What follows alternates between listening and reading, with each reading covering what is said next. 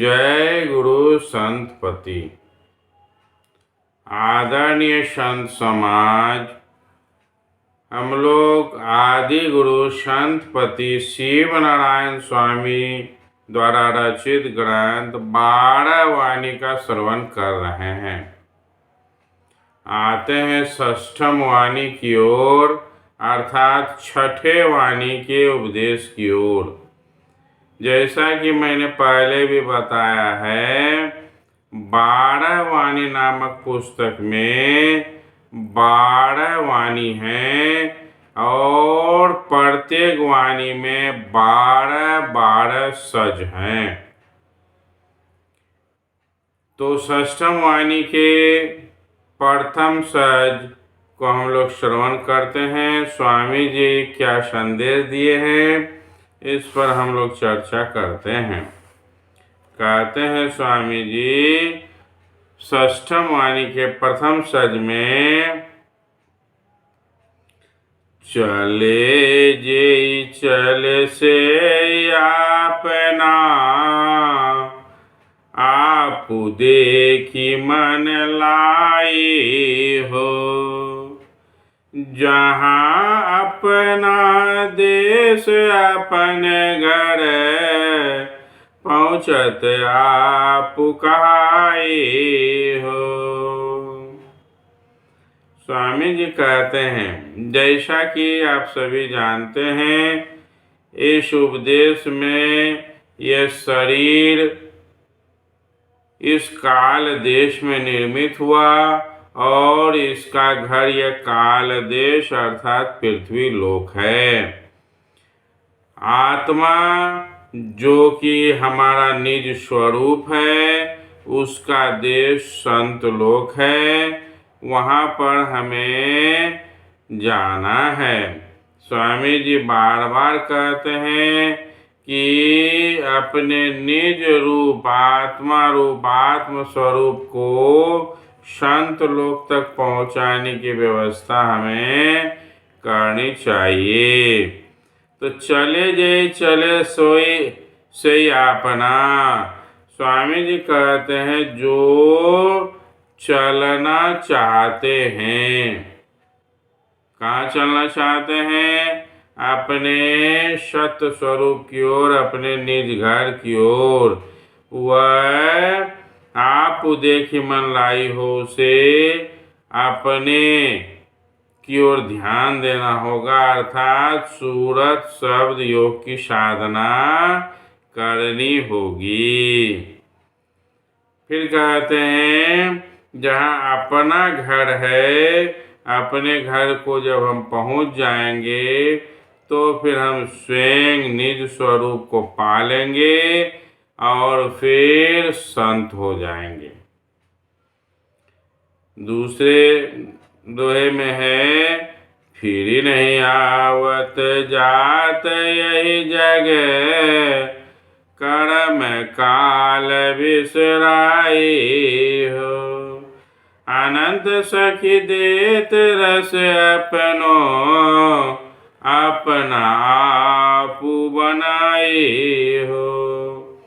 जो संत लोग को पहुँच जाते हैं, निज स्वरूप को पा लेते हैं, निज देश को चले जाते हैं, कहते हैं वह फिर वहाँ से आता नहीं है। वह स्वतंत्र आत्माएं, मुक्त आत्माएं के ऊपर से सारा काल का कर्म का फंद समाप्त हो जाता है और वह अनंत सखी के साथ अपना सुख आनंद स्वरूप रस का लेन देन करते हैं। स्वामी जी पुनः तीसरे दोहे में कहते हैं, लेत सकल रस सखी पियारा, सब रस पियत आघाई हो। तेत अनंत सखिन के मन में, और न पुरुष सुहाई हो। इस संसार में अनंत सुख जिसे हम लोग कहते हैं, उससे जो मुक्त आत्माओं का जो सुख है, आनंद है, उसकी तुलना नहीं की जा सकती है। वह आनंद अतुलनीय है। तो जब वे सभी मुक्त आत्माएं एक साथ मिलते हैं तो जो रस का आदान प्रदान होता है, प्रेम का आदान प्रदान होता है, वह अनंत आनंद स्वरूप होता है, जिसके बाद फिर कुछ दूसरा चीज समझ में नहीं आता है। दूसरी बात की आवश्यकता ही नहीं रह जाती है। चौथे दोहे में है, जानी जीवन धन प्राण आधारा, संत पुरुष घर पाई हो। शिव नारायण संत सदा घर, रहत सदा तरुणाई हो। स्वामी जी कहते हैं कि जब वह अपने घर को पहुंच जाता है तो बड़े आनंद से वहाँ रहते हैं। फिर उसे किसी तरह का किसी भी उलझन की भनक भी नहीं लगती है। षष्ठम वाणी के दूसरे सज की ओर पहले दोहे में है, संत पुरुष एक नारी अनंता, एक एक सब ठावा। देत सकल रस आपु अपना, लेत संत करनावा हो। संत पुरुष एक नारी अनंता, वहाँ एक संत पुरुष हैं और नारी अनंत अर्थात मुक्त आत्माएं अनंत हैं। और सभी जो है एक दूसरे के साथ प्रेम रस का आदान प्रदान करते हैं। दूसरे दोहे में है, जहाँ संत तहाँ सखी अनंता, आपु अपना गावा। अपना पुकर जे भावे, अपना अपना दावा हो।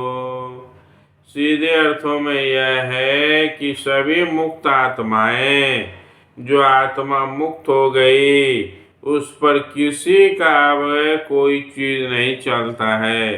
वह स्वतंत्र है, जिस उसको जो मन होता है वह वही करता है। किसी का उस पर कोई दबाव नहीं रहता है। तीसरे में है, पलक पलक विसरत नाही, कबहि सब सखियन मन भावा हो।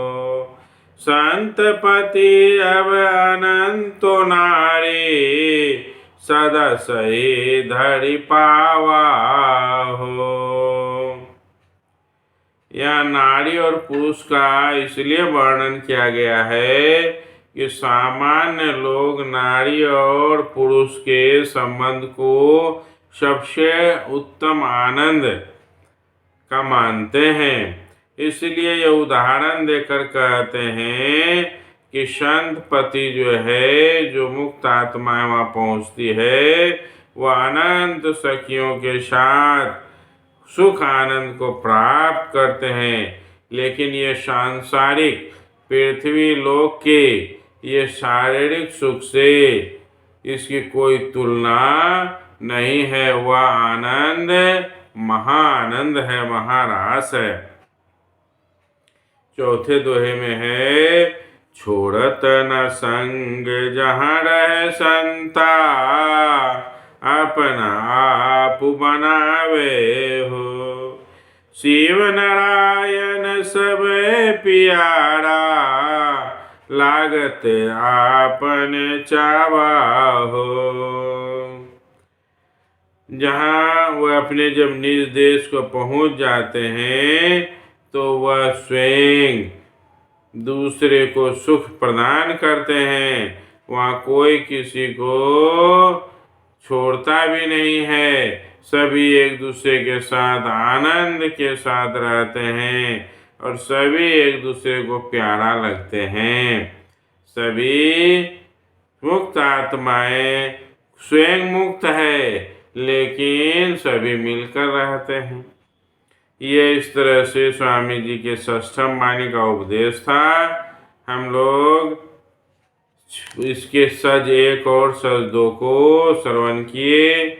आज यहीं तक कहकर अपनी वाणी को विराम देता हूँ। जय गुरु संतपति।